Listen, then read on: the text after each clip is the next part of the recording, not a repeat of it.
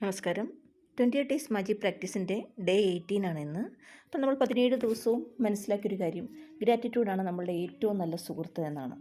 അപ്പം ചില ദിവസം നമ്മൾക്ക് പരിഹരിക്കാനാവാത്ത പല പ്രശ്നങ്ങളും ഉണ്ടാവും. അപ്പം നമ്മൾ ചിലപ്പോൾ ഒന്ന് കുഴങ്ങിപ്പോവും, എങ്ങനെയാണത് പരിഹരിക്കേണ്ടതെന്നൊക്കെ ഓർത്ത്. അപ്പം ഈ ഗ്രാറ്റിറ്റ്യൂഡ് ഉണ്ടെങ്കിൽ നമ്മളെ ജീവിതത്തിൽ വീഴാതെ പിടിച്ചു നിർത്താൻ വളരെയധികം സഹായിക്കുന്നുണ്ട്.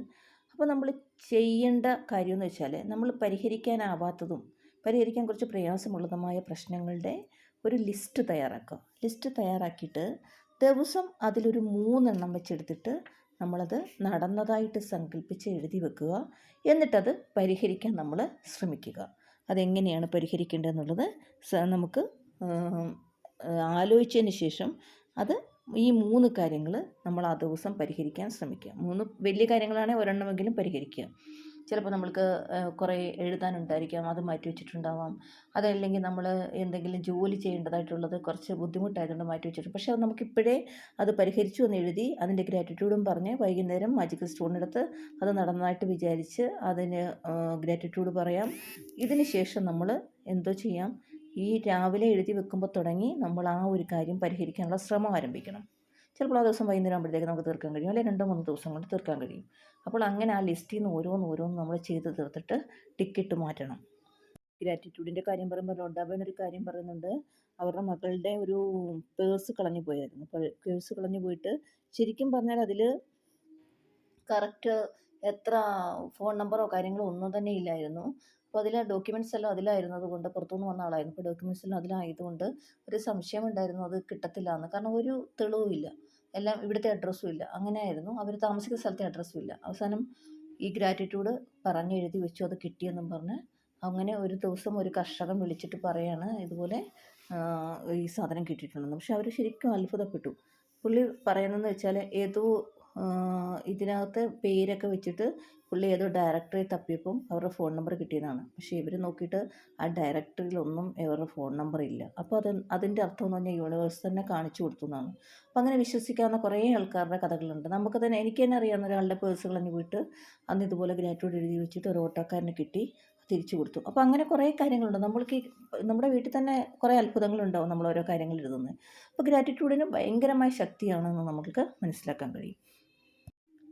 അപ്പോൾ നമ്മൾ ഈ ലിസ്റ്റ് എഴുതുമ്പോൾ അതിന് തലക്കെട്ട് അല്ലെങ്കിൽ ഹെഡിങ് കൊടുക്കേണ്ടത് ചെയ്യേണ്ട കാര്യങ്ങളുടെ മാന്ത്രിക പട്ടിക എന്നാണ് കേട്ടോ.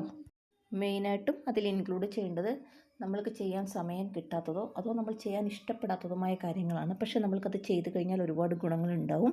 അങ്ങനെയുള്ള കാര്യങ്ങളാണ് അതിൽ ഇൻക്ലൂഡ് ചെയ്യേണ്ടത്.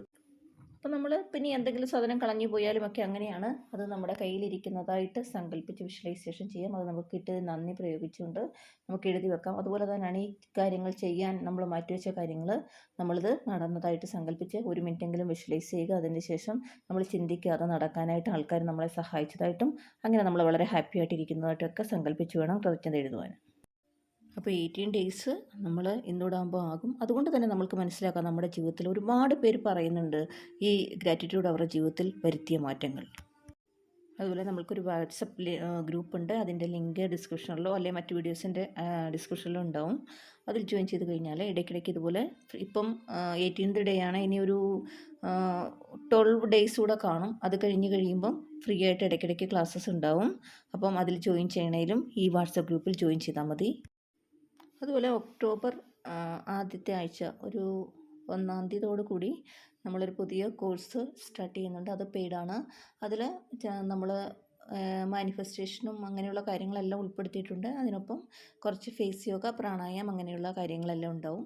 അപ്പം അതിൽ ചക്ര ബാലൻസിങ് ചെയ്ത് ചക്രയുടെ ബ്രേസ്ലെറ്റ് അതിനൊപ്പം ഫ്രീ ആണ്.